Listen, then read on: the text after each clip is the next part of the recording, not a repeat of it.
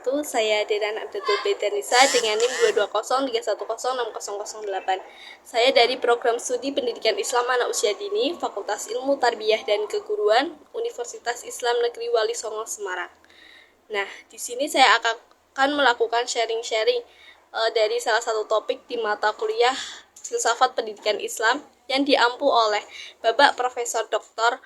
Mahfud Junaidi MAG, yaitu tentang pentingnya pendidikan keluarga yang baik dan unggul untuk menciptakan generasi emas tahun 2045. Nah, sebelum masuk di materinya, apa sih keluarga itu? Keluarga merupakan kelompok sosial pertama, di mana individu berada dan akan mempelajari banyak hal penting yang mendasar melalui pola asuh dan binaan orang tua atau keluarga lainnya. Secara kodrat, anak dilahirkan dengan keadaan suci atau fitrah, dan keluarganya lah atau kedua orang tuanya lah yang menjadikan anak tersebut baik atau buruk. Bisa dikatakan bahwa anak adalah buku catatan alam yang belum mendapatkan tulisan atau coretan apapun, dan keluarganya lah yang menuliskan bahwa anak tersebut baik atau buruk. Keluarga tempat dilakukannya proses pendidikan yang pertama dan utama bagi setiap anak, bahkan sejak anak masih dalam kandungan. Pendidikan keluarga juga memegang peran penting dalam meningkatkan kualitas SDM bangsa, karena keluarga terbukti sebagai tempat menanamkan nilai-nilai mulia, dan begitu juga sebaliknya. Peran keluarga juga memiliki makna yang penting bagi pertumbuhan jiwa anak, namun di sisi lain, keluarga juga bisa menjadi ladang pembunuh bagi perkembangan jiwa anak apabila orang tua salah dalam pengasuhan. Dengan kata lain, baik buruknya, maju mundurnya suatu generasi bangsa tergantung dari kualitas keluarga dan pendidikan keluarga di negara tersebut.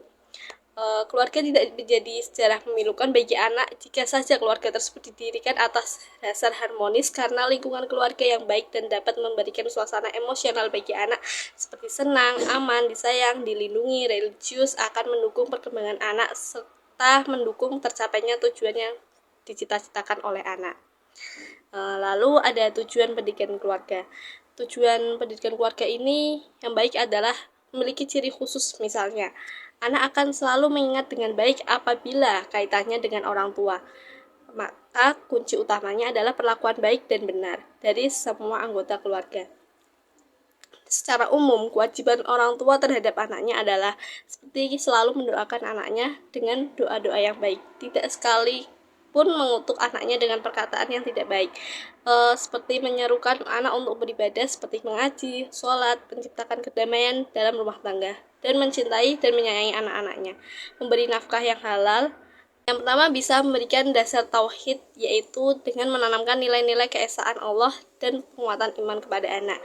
Yang kedua bisa memberikan dasar-dasar pendidikan ketakwaan, mengajarkan anak untuk beribadah, muamalah, yaitu menanamkan ketaatan kepada Allah dan menjauhi larangannya. Yang ketiga, memberikan dasar pendidikan akhlak dan budi pekerti, sikap menghargai orang lain. Yang keempat, memberikan dasar pendidikan budi pekerti tentang norma kehidupan. Yang kelima, memberikan dasar pendidikan anti korupsi, mengajarkan anak untuk berperilaku jujur, tidak mengambil atau mengakui yang bukan haknya. Yang keenam, memberikan dasar pendidikan sosial, mengajarkan anak bagaimana sikapnya jika di lingkungan sosial, adabnya, tata caranya, cara bergaul yang baik dan benar. Yang ketujuh, memberikan dasar pendidikan intelek, anak diajarkan tutur bahasa yang sopan. Yang kedelapan, memberikan dasar pembentuk kebiasaan, mengajarkan untuk anak untuk hidup teratur dan tertib. Yang kesembilan, memberikan dasar pendidikan politik kewarganegaraan, yaitu memberikan norma nasionalisme dan patriotisme dan memberi kemanusiaan yang tinggi. Lalu ada metode pendidikan keluarga. Ada beberapa metode pendidikan keluarga, yaitu yang pertama metode doa. Doa artinya memohon, meminta, dan mengharap.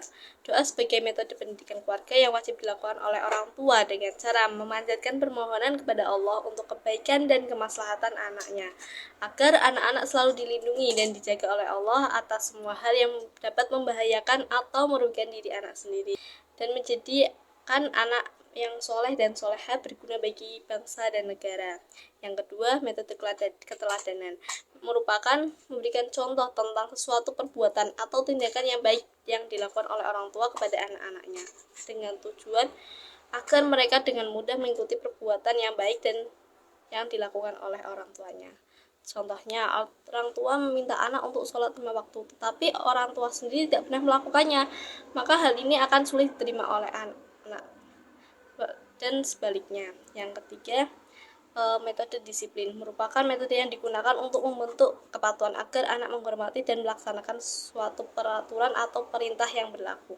Walaupun metode ini pemberian yang sifatnya memaksa, namun sangat diperlukan karena untuk perbaikan perilaku anak ke depannya. Tujuannya agar anak mau atau membiasakan diri untuk mengikuti pola aturan dan agar anak berhenti dari aktivitas yang dapat merugikan dirinya sendiri. Lalu yang keempat ada metode hukuman. Ada beberapa metode hukuman, yaitu salah satunya hukuman isyarat.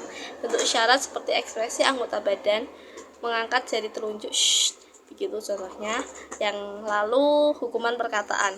Hukuman perkataan ini berupa teguran, peringatan, dan nasihat, namun dengan nada yang lembut tanpa menimbulkan rasa dendam pada diri anak. Selanjutnya ada hukuman perbuatan, berupa pemberian tugas-tugas terhadap anak apabila anak melanggar peraturan atau peraturan dari orang tua. Selanjutnya ada hukuman badan. Jenis hukuman ini misalnya seperti dicubit, ditarik, namun untuk metode hukuman ini dilakukan apabila sang anak diperlukan dan tidak ada cara lain agar anak tersebut jera. Dan perlu diingat bahwa hukuman ini perlu diperhatikan dan jangan sampai membuat anak menjadi trauma atau menjadi takut dengan orang tuanya.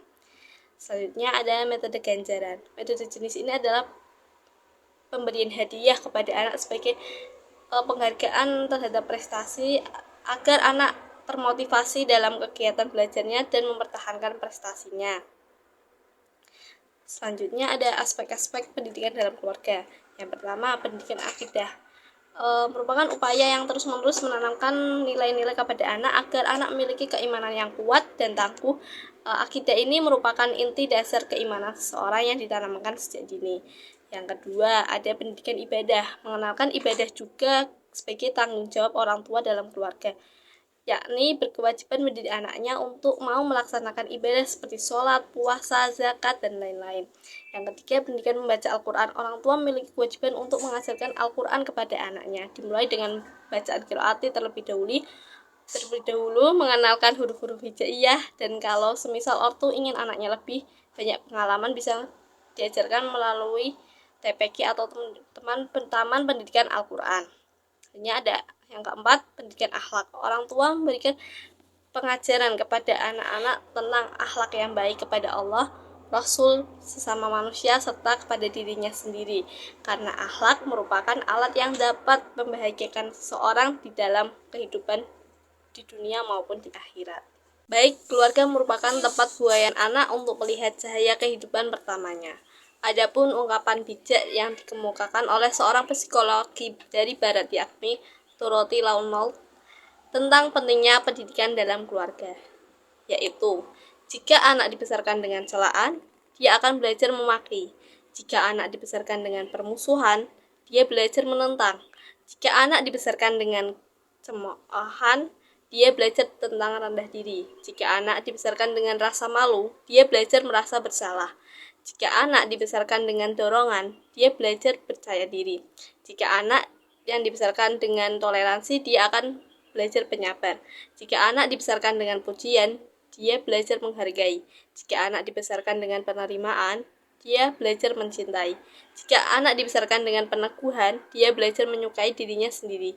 Dan jika anak dibesarkan dengan kejujuran, dia belajar kesejatian. Jika anak dibesarkan dengan rasa aman, dia belajar mempercayai dirinya sendiri dan orang lain. Jika anak dibesarkan dengan persahabatan, maka dia belajar bahwa dunia tempat yang indah untuk dia belajar. Baik, sharing-sharing yang dapat saya sampaikan, kurang lebihnya mohon maaf. Wassalamualaikum warahmatullahi wabarakatuh.